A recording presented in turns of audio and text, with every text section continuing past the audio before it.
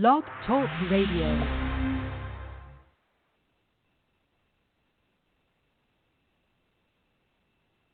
This is the Light of Truth radio broadcast with Michael Boldea.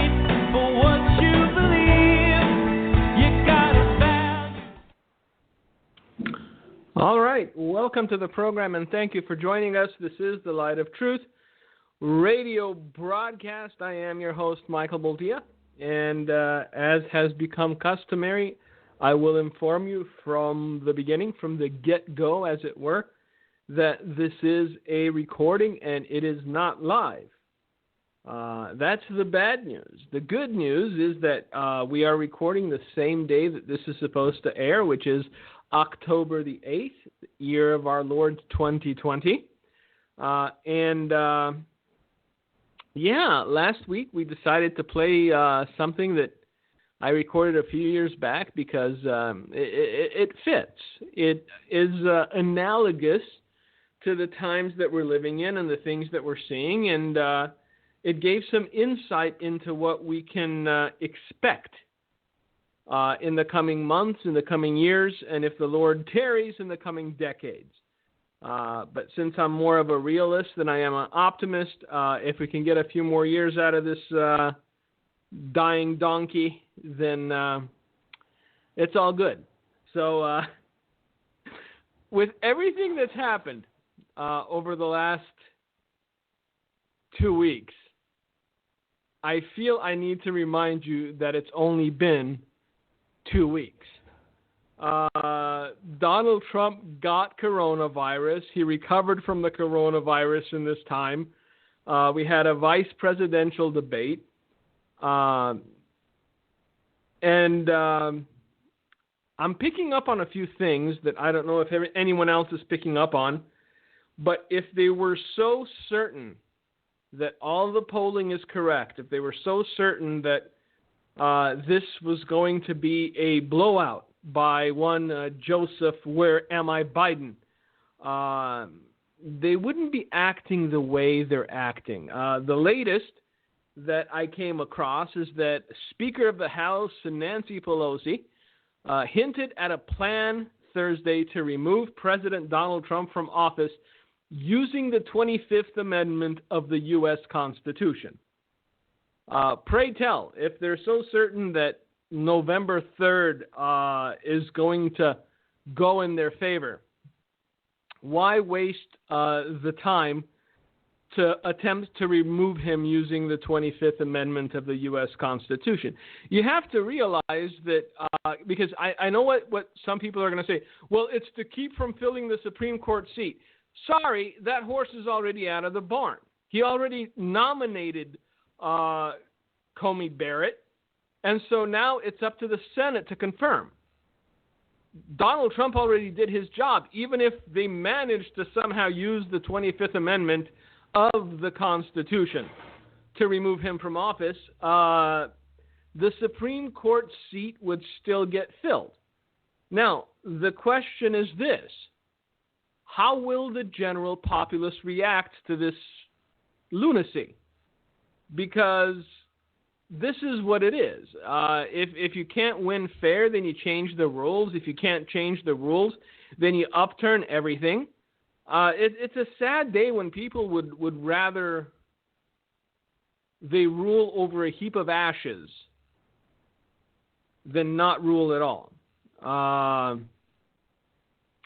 So, again, you know what? When Nancy Pelosi speaks, half the time you're wondering if she's suffering the same malady as Joseph Robideau Biden.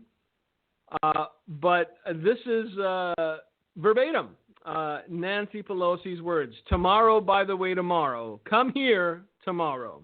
We're going to be talking about the 25th Amendment, she told reporters during her weekly press briefing as she fielded questions about negotiations on coronavirus relief funds. Democrats and a few never-Trump Republicans have long talked about using the 25th Amendment to remove Donald Trump from power ever since Trump first took office in 2017.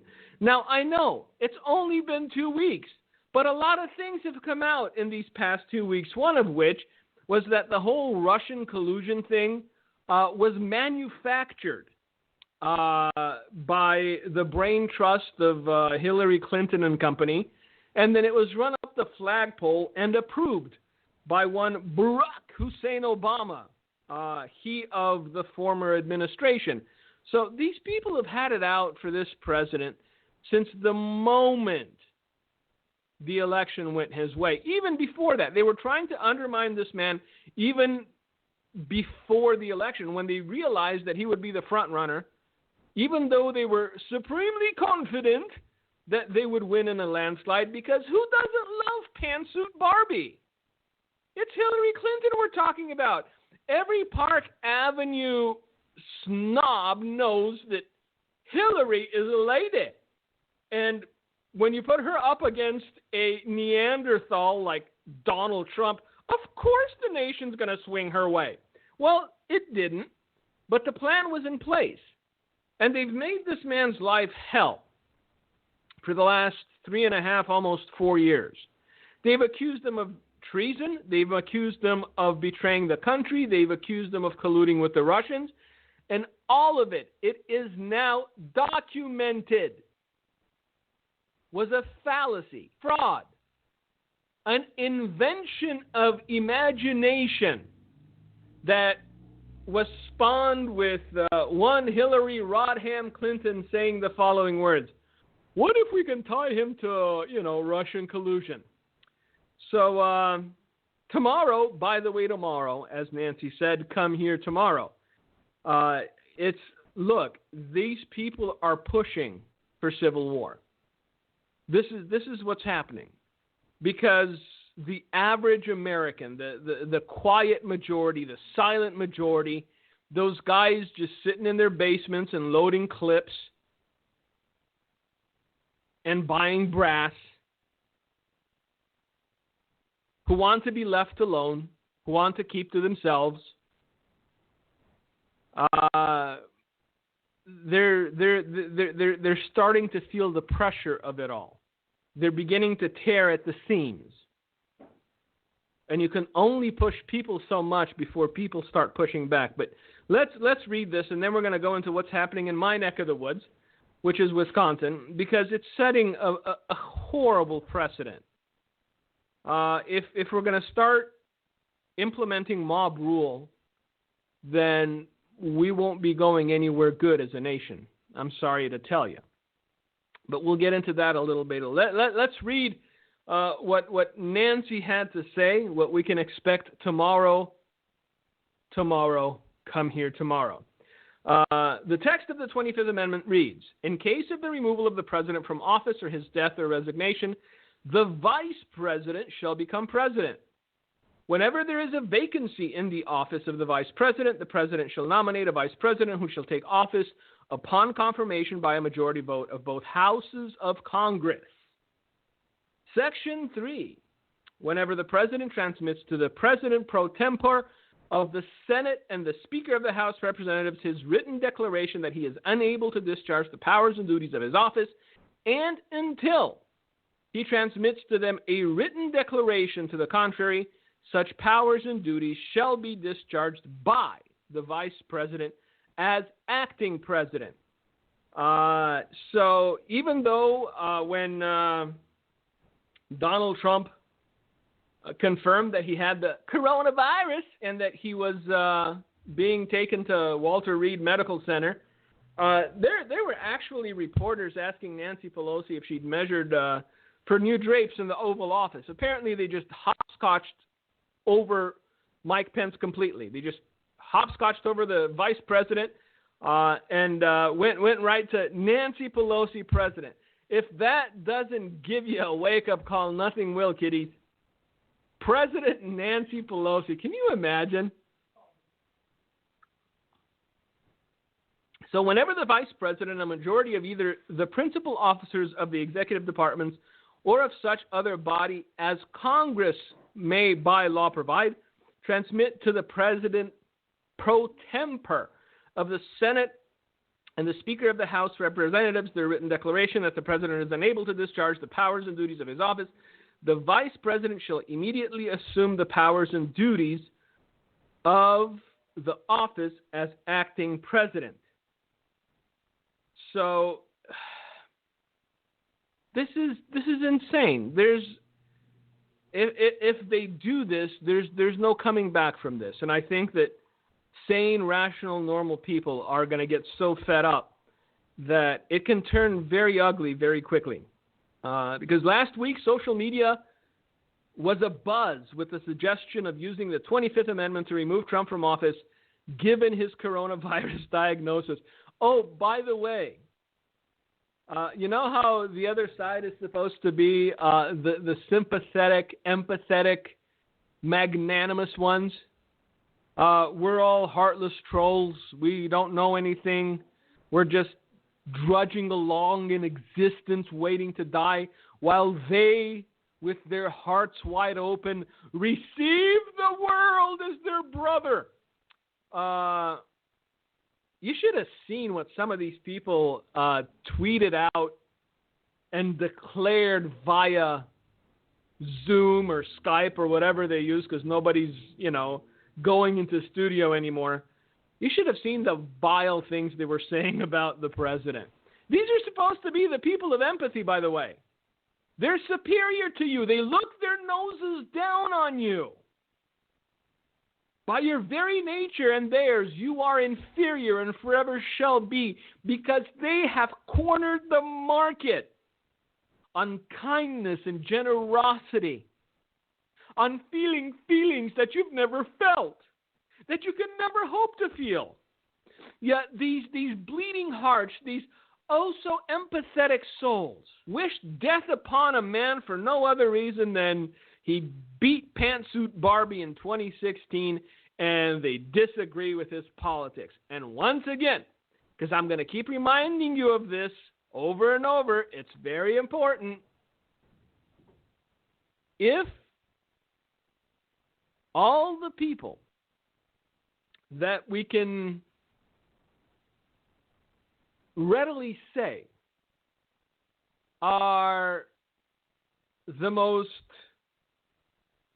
grotesque individuals infesting this planet as far as morals are concerned, despise this man, it's in unison. Why not bother asking why? Why do they hate this man so much that now, less than a month away from the elections, Nancy Pelosi is actually floating the idea of invoking the 25th Amendment. By the by, we'll bring this back around and just remind you that if the polls were correct, and what is it? Joe Biden's ahead by 73 points. They wouldn't be panicking the way they are. So, even though the president was discharged from Walter Reed National Military Medical Center on Monday and appears to be recovering rapidly, Pelosi evidently has decided to elevate social media chatter to a plan of action. So, in 4 years, this man was framed. There was no peaceful transition of power from the previous administration to his, because they attempted to make him out to be a traitor. He was impeached by the House, and now they're flirting with the idea of invoking the 25th Amendment. So I wonder what will happen next week, huh? It's just, things are happening so quickly and at such breakneck speed that you have a hard time absorbing all of it. You have a hard time just dialing in the important nuggets, because when one thing starts, so does another and another and another. And I think it's a plan to drown out logic and common sense. Another thing that it's important because of the pattern I guess, there is a man who is a Democrat who is running for the Senate seat in North Carolina. His name is Cal Cunningham. And Cal Cunningham has been a very naughty boy. His affair being exposed recently. But I'm not here to, beat up on Cal Cunningham. I'm here to sort of show you a pattern that I've noticed. In case you remember or not, back in 2018, an African-American man almost became the governor of Florida. He fell short by 20-some-odd thousand votes or something to that effect. Later, to be found with a homosexual escort, high on crack and other methamphetamine. Earlier that year, a California representative was caught in a throuple. They actually had to invent a new word because she was married, and she was also having consensual affairs with her secretary or her assistant or something, who happened to be a woman. We're beginning to see a pattern here of just how immoral and amoral the people running for office are. And what comes to mind is, oddly enough, John the Baptist, or John the Baptizer, if you will. John the Baptizer had to rebuke a man for living in sin. That man was very powerful. His mistress also didn't like the fact that John had pointed out their sin. And so she asked for his head on a platter.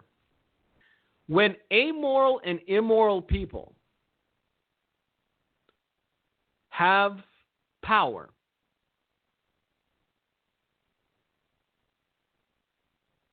they will use it to silence anyone that points to their deficit.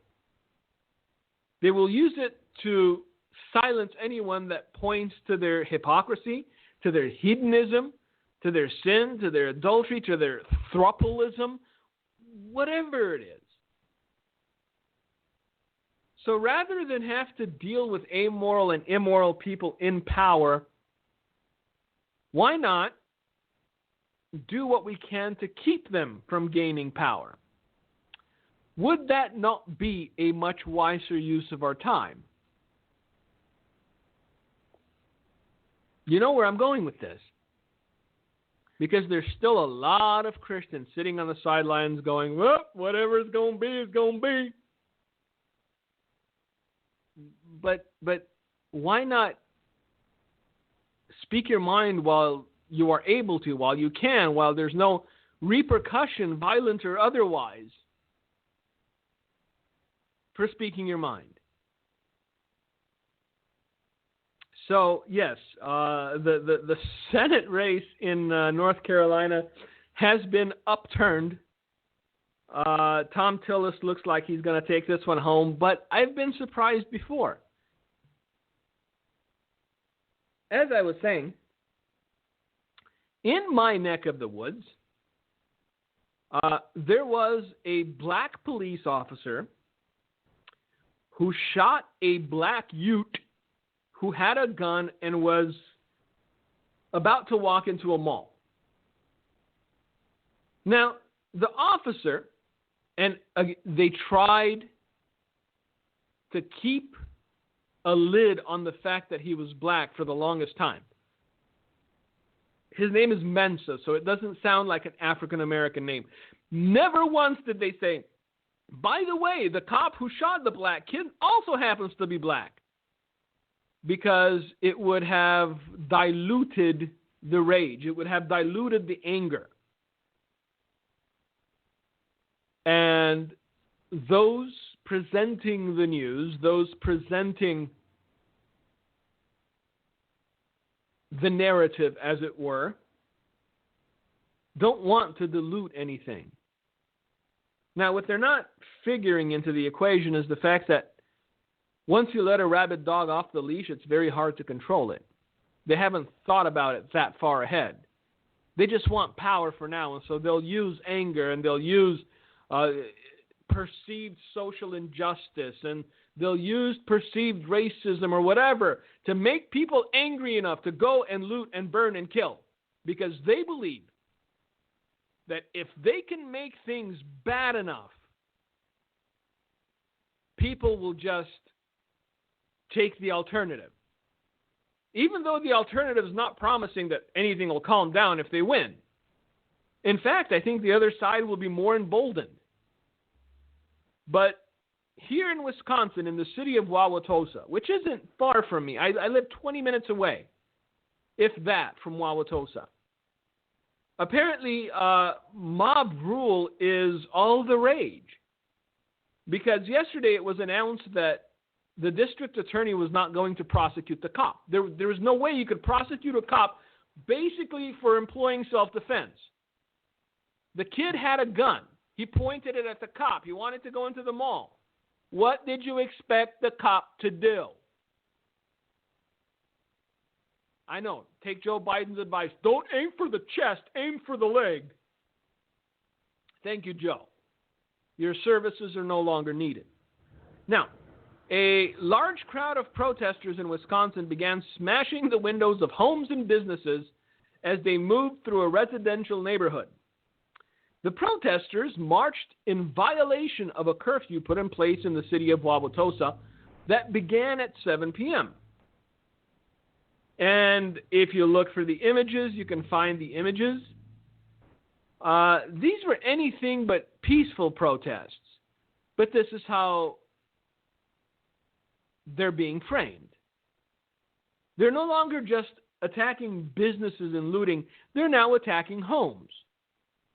How long before somebody in a home with a gun feels as though their life was being threatened and pulls the trigger? That is my question. Because you can't continue rioting ad nauseum. Eventually, it loses the sting, so they have to up the ante. So now they're attacking homes, not just businesses. Now, people with children live in homes. People with families live in homes. And I don't know about anybody else, but if I feel you're a threat to my children or my wife, if I feel you're a threat to my family, there is no longer any room for discourse. There is no longer any room for dialogue. There is no longer any room for discussion. That all went out the window the moment I felt as though you were a danger to my children. And the most absurd thing is happening here is that people who defend themselves, who defend their property, are now being deemed criminals. I'm sure you've heard of just the whitest white bread couple in the world, the McCluskeys. They even have a white bread name. Mark and Patricia McCluskey. Remember them?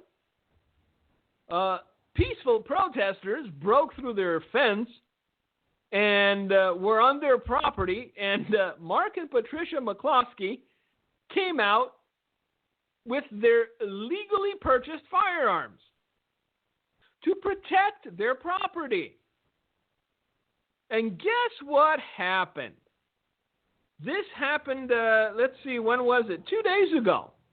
A grand jury indicted not the looters, not the rioters, not those that broke down the fence, not the protesters. A grand jury indicted Mark and Patricia McCluskey on Tuesday on charges related to their June 28, 2020 use of guns to keep protesters away from their home. The grand jury indicted the McCloskeys on exhibiting a weapon and tampering with evidence. So, what the grand jury is saying is if rioters, looters, arsonists, murderers, rapists, or whatever other human detritus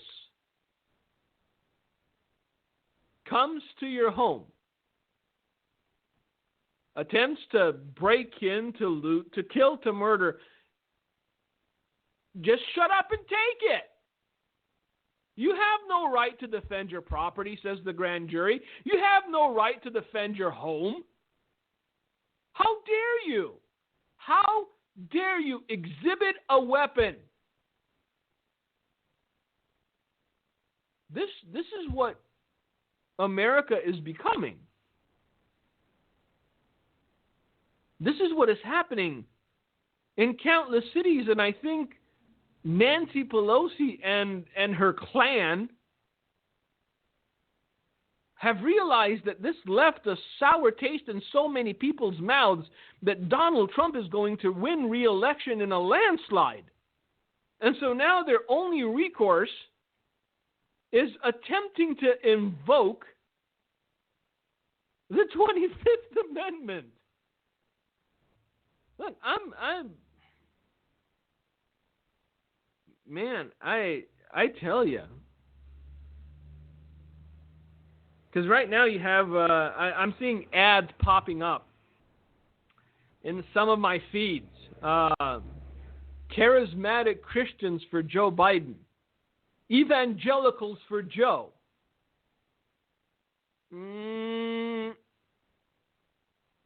Even if you detest everything about the big orange man, even if you were just a single issue voter, meaning abortion,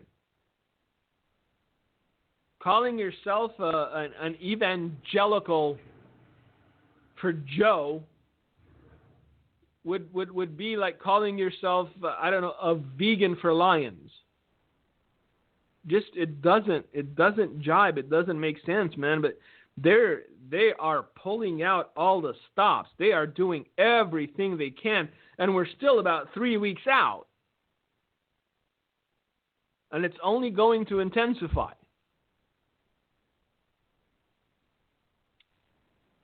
It is an important election. Perhaps, once again, the most important election of your lifetime. So do with that what you will. Now, an investigation was opened against the McCloskeys on June 30th, just 2 days after they stood with guns to protect their property. So on the one side, you have grand juries indicting law-abiding citizens for protecting their property. On the other side, you have Joe Robideau Biden promising to take people's guns away, doing everything in his power to criminalize self-defense. And you can begin to see how quickly things can deteriorate and how truly awful things can get.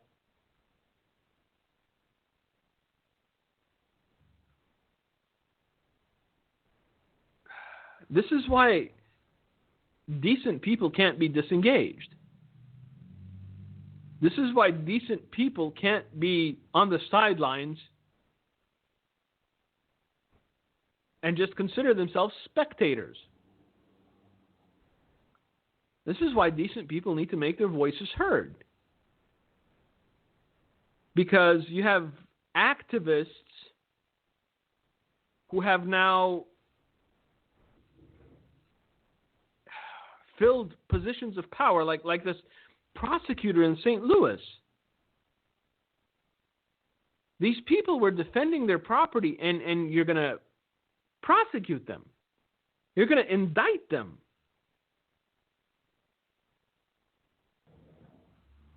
Look, a mob doesn't have a right to charge your property or enter your home or burn your business or throw a brick at your head. And I love how everyone's coming out calling it peaceful protests, including, former First Lady Michelle Obama. Joe Biden even went further and called Antifa an idea. Good times. And the only hope that we can have is that enough people see through the nonsense, enough people see through the lies, enough people see through the spin and realize just how close to the edge of the precipice we are. One election away from mob rule. It happened in St. Louis. It's happening in Wauwatosa. And again, there was nothing to charge him on. He defended himself. He kept a young man with a gun from going into a mall and doing Lord knows what. But that doesn't matter, does it? It didn't go the way of the mob, and now the mob wants justice. Same thing with George Floyd. I know, he mentioned the unmentionable name. The man would have died of an overdose. He had so much fentanyl in his system. Let's be honest. He was saying he couldn't breathe before the cop put the knee on his head. And throughout the entire exchange, there was no shred of racism or anything else. So how can you charge somebody with second-degree murder when the best you can do is probably negligent homicide? So the prime cop, I guess he got out on parole, or he posted bail, I'm sorry, yesterday. And I think Minneapolis is about to go up in flames again, because a certain segment of the population has taken to the idea that every time something doesn't go their way, something doesn't happen that they expect it to happen, they want it to happen, they felt entitled to, they can just burn and loot and kill, and it's their right to do so.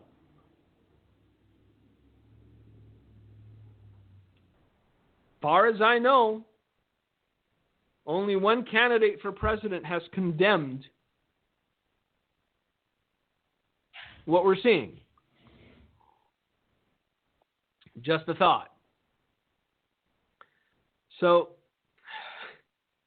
I can't wait for the next 3 weeks, because I guarantee you this is going to get ratcheted up and ratcheted up. Last night were the vice presidential debates, and if anything,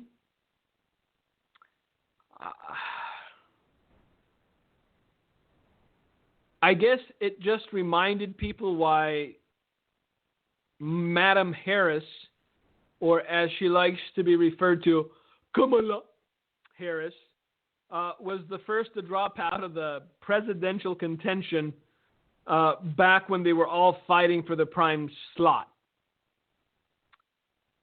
She is not very likable. I'm very sorry. She is not very likable. You know how some people are likable? She's not one of them. Sorry, it's out there. And no, it's not. She's not even black, so stop. Her granddaddy owned slaves. But now I'm expected to, and this is where the hypocrisy just gets me. I get stomach acid. I got to go buy Pepto-Bismol after this. Because they preach equality, right? Oh, we're all equal. But anytime someone pushes back on someone like Kamala Harris, who is basically a woman who had loose enough morals to sleep her way to the top, or at least the middle, then they flip the script and call it mansplaining. Oh, look at that mean old meanie Mike Pence. Look at him mansplaining to Kamala. I thought it was a debate. Don't hide behind your gender. Oh, I'm just a frail little woman. How dare you call me out on my lies? I'm just a frail little woman. Kamala Harris hasn't been frail since she was 5. So let's stop with that. But there's no pleasing anybody. When Trump debated Biden, he was too crass, too mean, too loud, too boisterous. Look at that bull in a china shop. Pence comes along, and we all know Mike Pence's demeanor. Calm, collected, lays out his, reasoned points.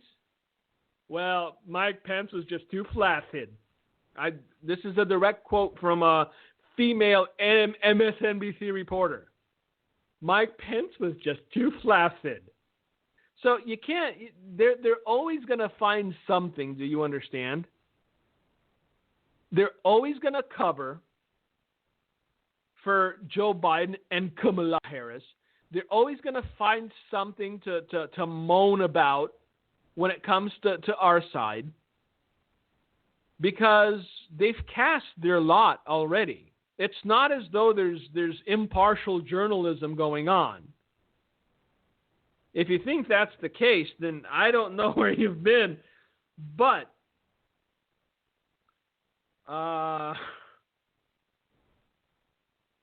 man, I guess, how do I put this? Because I know I'm going to get blowback about it. I know some people are going to say, and I'm going to tie this into Goliath versus David. You've got to have a large enough enemy or a large enough body of enemies in order to give credit to somebody other than yourself for victory. Let's put it that way. See, when Donald Trump won in 2016, it upturned the lives of many a people. Nobody expected it. There were just too many, from Republicans to Democrats to media to movie stars to athletes to religious figures. Everyone was against him. And somehow he managed to pull it off. We're seeing a repeat of 2016 on steroids.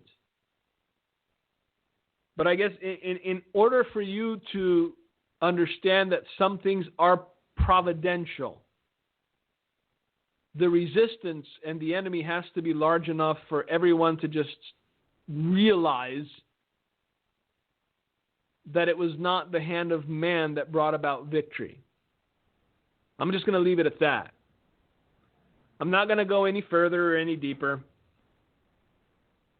because I think you all understand what I'm trying to say. So here we are. What is it? 26 days until the election. I honestly do not believe that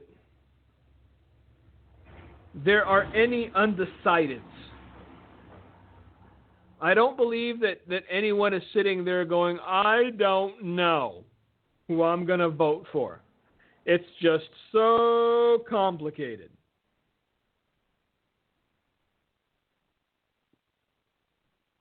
Now,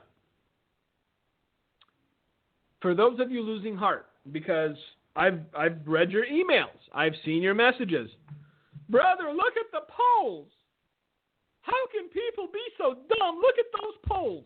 Joe Biden up 27 points.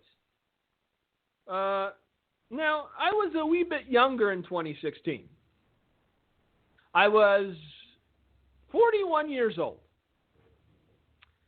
But if memory serves, there was a 97% chance that Hillary Clinton would be president. Let that sink in. every poll had her ahead. I don't look at polls. I don't believe the polls. What I look at is the reaction of the other side and what they're doing. If everybody was comfortable, if everybody was smiling and high-fiving, then at least I would believe that they believed the polling. But when you have Nancy Pelosi attempting to invoke the 25th Amendment, let me just say that I do not believe they're very enthused about their chances. Even with the cheating, even with the... Because there was a moment of respite there. Just go back, because I keep track of these things because I need to understand motivation most of all. But after that, I want to understand action and equal and opposite reaction. There was a moment of respite where they had succeeded in the whole mail-in ballot thing. And they thought this was their surefire way to rig the election and win. But we're beginning to see information trickle in that a lot of these ballots are getting thrown out because people aren't smart enough to read the directions. They don't put them in both envelopes and all this other stuff. And so now they're starting to panic again. This was their insurance policy against another loss. And they're realizing that, our voters by and large are too dumb to put two envelopes one into another. They're too hot on the weed or unmotivated to do it. And so now they're scrambling to invoke the 25th Amendment. If it wasn't so troubling, it would be kind of funny. So we have a woman that preaches equality of genders that's hiding behind her gender. Apparently it was disrespectful and gross for Mike Pence to ask Kamala certain poignant questions about her positions. Look, do you realize that neither Kamala Harris or Joe Biden declaratively denied that they would stack the Supreme Court when asked directly? Joe Biden refused to answer. Kamala Harris refused to answer. And the question was very simple. If you win, are you going to stack the Supreme Court? What this means is to go from 9 justices to, 13, 15, 22, 78, whatever. And what it means by stacking is to put all these people who aren't there to interpret the Constitution or be constitutional jurists. It's to make up their own rules and laws and agree with whatever their base says. Because I've also gotten these emails. Well, brother, I think you're making too much of this. Because what does it matter who wins? They can't do anything about it anyway. Really? So let's say that rather than 9 Supreme Court justices, you have 18. And 15 of those are rabid anti-Godders. They believe, as Joe Biden does, that Christianity is backwards and it's impeding progress. What laws could they pass that would lead to your persecution? What laws could they pass that would lead to your imprisonment? Well, brother, you're being an alarmist. No, because Joe Biden and Kamala Harris would not deny that if they were able to and if they had the power, they would stack the Supreme Court. Look, there's two kinds of people in this country today.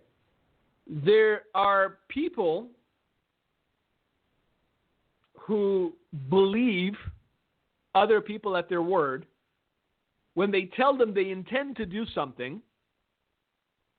And there are people who just shrug it off and go, that's too insane.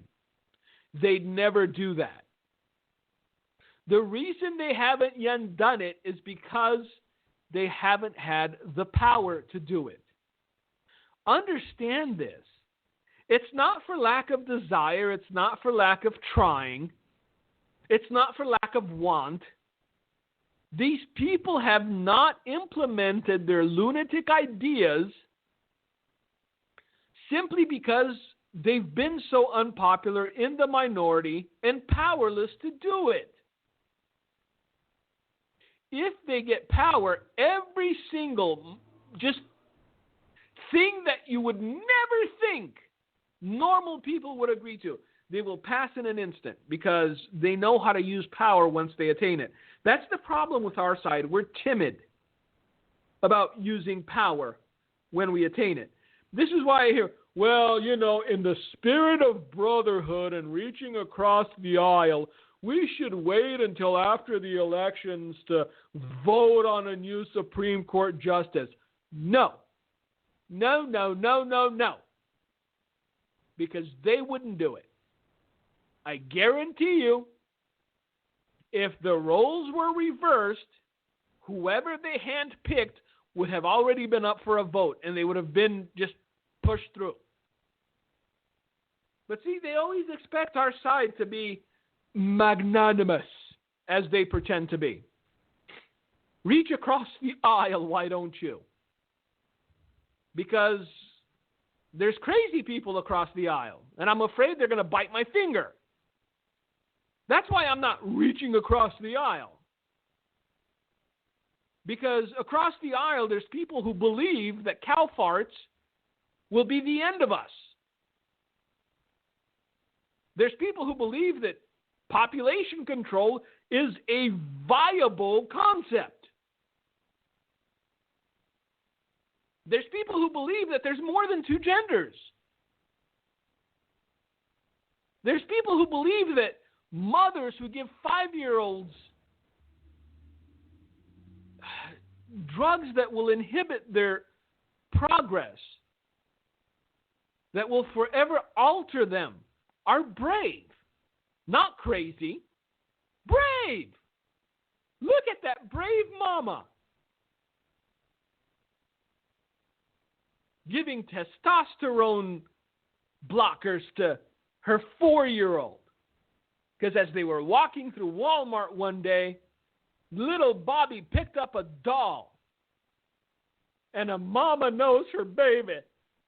That baby's a girl. And people go along with it. They applaud it. Oh, how brave. So no, I don't want to reach across the aisle. I might get infected with crazy. So if you have the opportunity and the possibility to ensure that the Supreme Court will be a conservative-minded court for the next generation, don't dawdle. Look, there's a senator from Wisconsin. I think his name's Ron Johnson. He got COVID lately or recently. And he came out and said, if I have to show up in a moon suit or a space suit, I'm still showing up to vote. You know what? I will be voting for this man come next election. Because that's what I want from my politicians. I want fighters. I'm sorry, I'm not a fan of people who work their way up the ladder from a kneeling position, like Kamala Harris. I like fighters. And you know what? Sometimes fighters are abrasive. Sometimes fighters don't say the genteel thing. How's he going to do with suburban moms? I think he's going to do just fine with suburban moms, because suburban moms don't want their homes broken into, their kids beaten up, and themselves raped. So I think he'll do just fine with suburban moms. So unless you want to get as angry as me, just ignore the polls. Do what you need to do. If you need to talk to somebody about it, use reason and logic and say, these are the bullet points.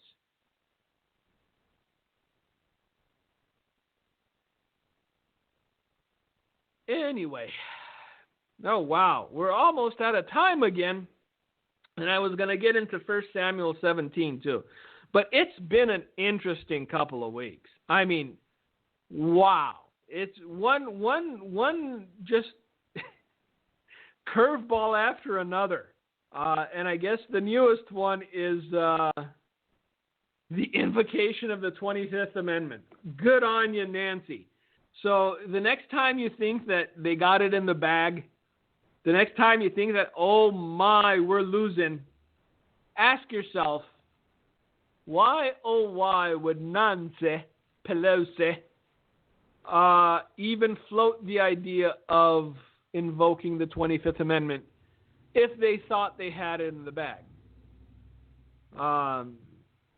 Another thing that happened was that within a matter of, 3 days, Donald Trump once again was able to upturn the entire narrative of fear regarding COVID. 3 days. That's how long it took the man to recover. And the message he had for the nation was a reasonable one. Don't let this dominate your life. Don't live in fear. And the saddest thing I saw, I think they even scrubbed it off the internet because there were enough replies going, really? That they realized they'd made a mistake. They found the daughter or the granddaughter of a man who died with COVID at 96 that was angry at the president for saying, don't let this virus dominate your life. How dare he say this when my granddaddy at 96, 96, people think they're going to live forever. 96. And he didn't die of it, he died with it. But it doesn't matter. He hurt her feelings. How dare he? 96. Look, a chunky 74-year-old who doesn't get exercise came through it A-okay. And if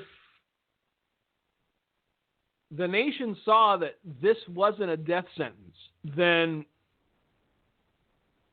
it's a net positive. Because I tell you this, right now, the state of Wisconsin has decided to go back down to 25% capacity for restaurants because our governor is a buffoon. There are businesses that will never recover. There are people who have lost their livelihoods. They have lost what they worked for, perhaps for decades.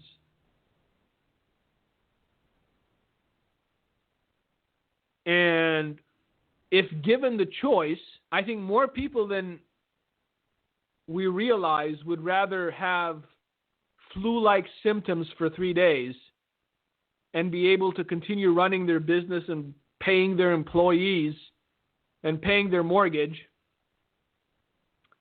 than shutting down and hiding in their basements hoping it goes away. But when you give small people power, they tend to abuse it. religiously, consistently.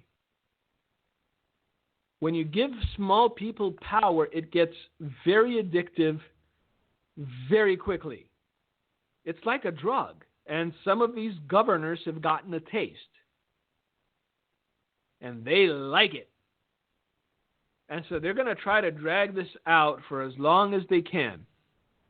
Or at least until after the elections. Because, that's how long the Wisconsin ban is for, until November the 6th.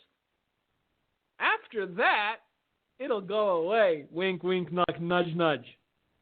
So this is a battle for the soul of the nation. I realize that it may sound hyperbolic to some, but it is a battle for the soul of the nation.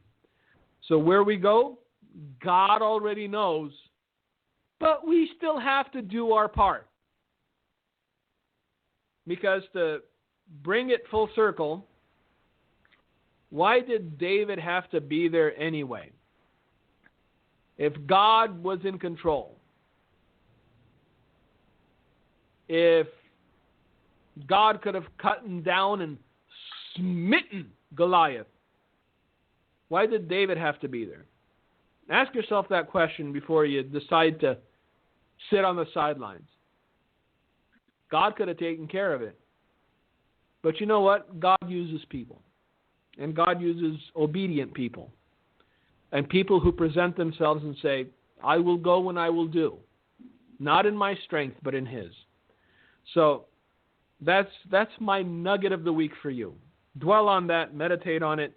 We'll talk next week. We'll be here. May God bless you. May God keep you. Thank you for joining us. Gino, if you got anything to say, the floor is yours.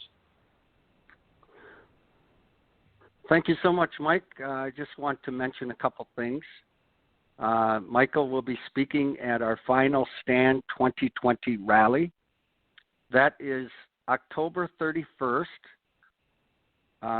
Yes, it's Halloween. We don't care about Halloween. It'll be from 5 to 8 o'clock or 5 to 8:30 in the evening at the Watertown, Wisconsin Country Club. If you are interested to receiving tickets for that, please call Gene Schmidt at 920-342-2032, and we will work on getting you tickets. Also, Mike's book, The Battle Ready Believer, very powerful book. You can go to handofhelp.com and read a book about not only being valiant in battle, but God giving us the power and the tools to have victory in battle. We will all face battle, but God gives us the power and strength over the enemy. And also, I would urge you to go to handyhelp.com and get the DVD, Wake Up America, and keep blowing the trumpet and warning friends, family, church, etc., about God's message of repentance for America. It's all in this video of America. If you did not hear Jonathan Cahn's message at the return in Washington, D.C., I urge you, go to YouTube and listen to Brother Jonathan's powerful word on the potter and the clay. It is a great message from God. And Jonathan got the Through the Fire book from me about 4 years ago, and he supports our ministry and message that Dudeman was given. So please check out the Potter and the Clay message on YouTube. And we just appreciate you listening to this broadcast. It will be put up on YouTube as well. Thank you. Thank you for listening to today's broadcast, The Light of Truth with Michael Boldea. If you would like to order a copy of today's broadcast, please visit our website at handofhelp.com. If you have questions about our ministry, you can email us at handofhelpoffice@aol.com or simply call us at 920-206-9910. God bless you.